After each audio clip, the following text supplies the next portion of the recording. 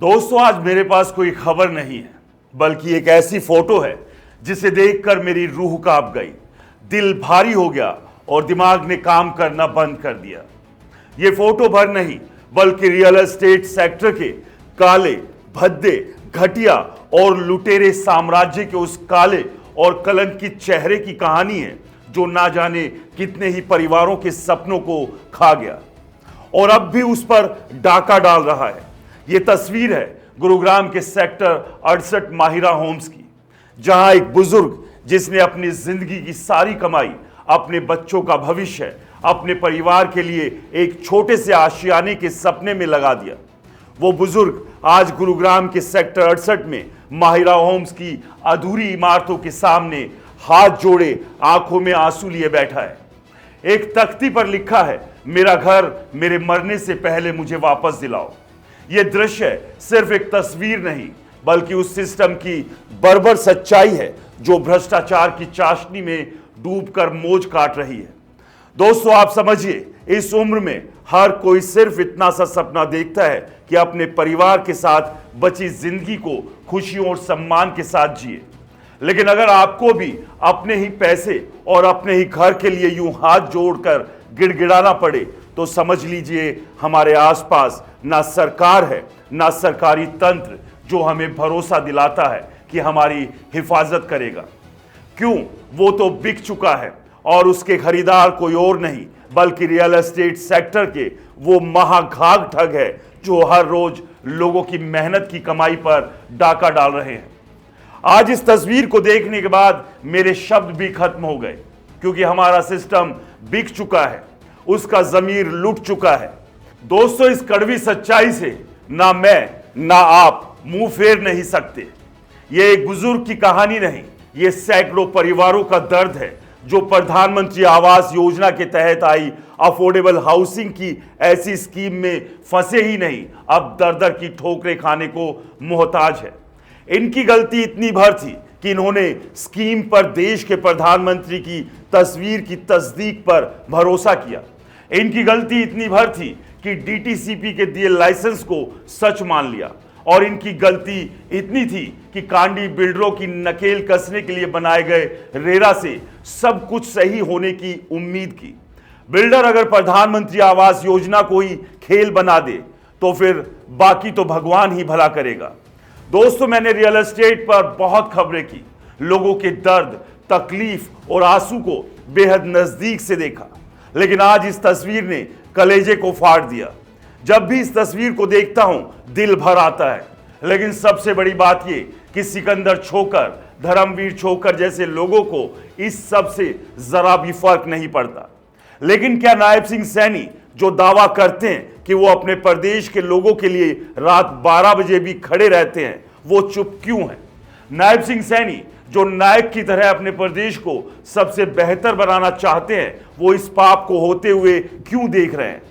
दोस्तों, माहिरा होम्स कोई फ्रॉड नहीं, ये सीधे सीधे लोगों की भावनाओं, उम्मीदों, सपने और भरोसे का कत्ल है, जिसे नायब सिंह सैनी, डीटीसीपी विभाग और हरेरा कोने में खड़े होकर देख रहे हैं। मैं हमारे मुख्यमंत्री जी से निवेदन करूंगा कि वो अब चुप ना रहें, वो आगे आए और इन परिवारों को उनका घर दे, क्योंकि माहिरा होम्स का फ्रॉड कोई छोटा मोटा घोटाला नहीं, ये 6000 से ज्यादा परिवारों की जिंदगी का सवाल है। ये उन लोगों की कहानी है जिन्होंने 2017 में प्रधानमंत्री आवास योजना के तहत अपने सपने का घर बुक किया था। दोस्तों, 25 लाख रुपए तक की अपनी मेहनत की कमाई बिल्डर को सौंप दी, लेकिन 2022 में खुलासा हुआ यह सब एक बड़ा धोखा था। बिल्डर ने फर्जी दस्तावेजों के दम पर लाइसेंस लिया, पैसा इकट्ठा किया और उस पैसे को लूट कर गायब हो गया। चलिए आपको बताते हैं माहिरा होम्स फ्रॉड की डिटेल्स और आंकड़े।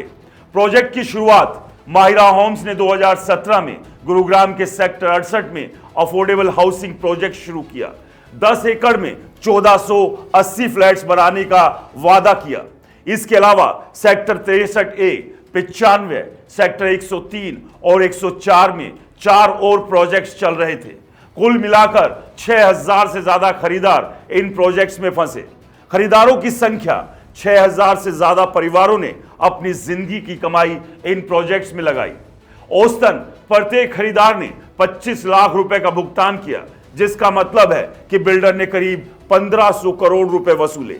पेमेंट्स का स्टेटस 2021 तक बिल्डर ने 100% पेमेंट वसूल लिया, लेकिन निर्माण कार्य 75% से ज्यादा कभी पूरा नहीं हुआ। सेक्टर 68 के प्रोजेक्ट को शुरू हुए 7 साल बीत चुके हैं, लेकिन अधूरी इमारतें आज भी खरीदारों का मजाक उड़ा रही है। फर्जीवाड़े का खुलासा 2022 में रेरा की जांच में पता चला कि बिल्डर ने फर्जी दस्तावेज और बैंक गारंटी के आधार पर लाइसेंस लिया है। दोस्तों, माहिरा ग्रुप ने एस्क्रो अकाउंट में पैसा जमा करने के बजाय खरीदारों के पैसे को दूसरी कंपनियों में डाइवर्ट कर दिया।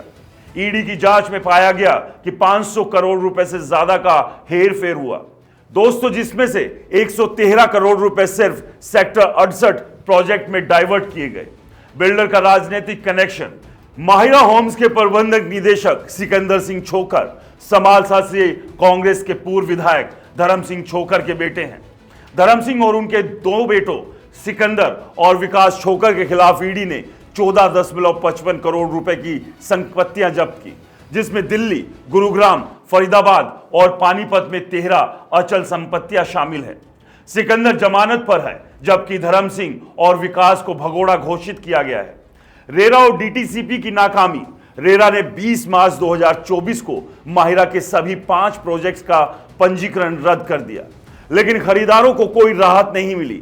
रेरा ने बिल्डर के बैंक खातों को फ्रीज किया, लेकिन खातों में सिर्फ 1 लाख रुपए बचे थे।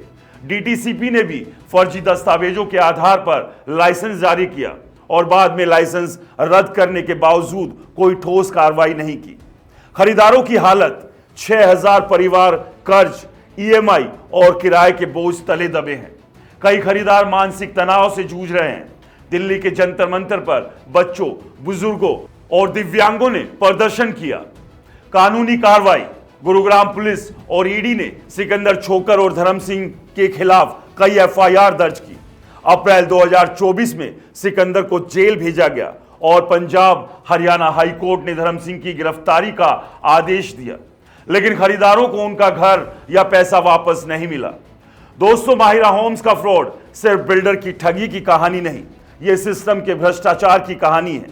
डीटीसीपी ने फर्जी दस्तावेजों को नजरअंदाज कर लाइसेंस दिया। रेरा ने बिल्डर के एस्क्रो अकाउंट की जांच तक नहीं की। बिल्डर ने खरीदारों का पैसा साई आईना प्राइवेट लिमिटेड जैसी कंपनियों में डाइवर्ट किया और प्रशासन खामोश रहा। धर्म सिंह छोकर जैसे राजनेता का कनेक्शन इस घोटाले को और गहरा बनाता है। क्या यह संभव है कि इतना बड़ा फ्रॉड बिना सियासी संरक्षण के हो? खरीदारों ने हर दरवाजा खटखटाया। RERA, DTCP, HRERA, police, ED, court, सरकार, लेकिन हर जगह उन्हें सिर्फ आश्वासन मिले। हरेरा ने एनबीसीसी को प्रोजेक्ट पूरा करने की फिजिबिलिटी रिपोर्ट बनाने को कहा, लेकिन दिसंबर 2024 तक कोई प्रगति नहीं हुई। खरीदारों ने लोकसभा चुनाव बहिष्कार की धमकी दी, जंतर मंत्र पर धरना दिया, लेकिन सिस्टम ने उनकी पुकार को अनसुना कर दिया। दोस्तों, ये कहानी माहिरा होम्स की है, तो इसका मतलब ये कतई नहीं कि आप इससे खुद को अलग कर लें, ये कहकर कि मेरे साथ थोड़े ही कुछ हुआ है, क्योंकि कल आप भी फ्रॉड बिल्डर के जाल में फंस सकते हैं। इसलिए इस कहानी को अपना मानिए और इनकी लड़ाई में जैसे भी जो भी साथ आप दे सकते हैं जरूर दीजिए, क्योंकि मिलकर लड़ेंगे तो जीत पक्की होगी, वरना हाल फिर कुछ ऐसा ही होगा। फिलहाल इस रिपोर्ट में इतना ही। नमस्कार।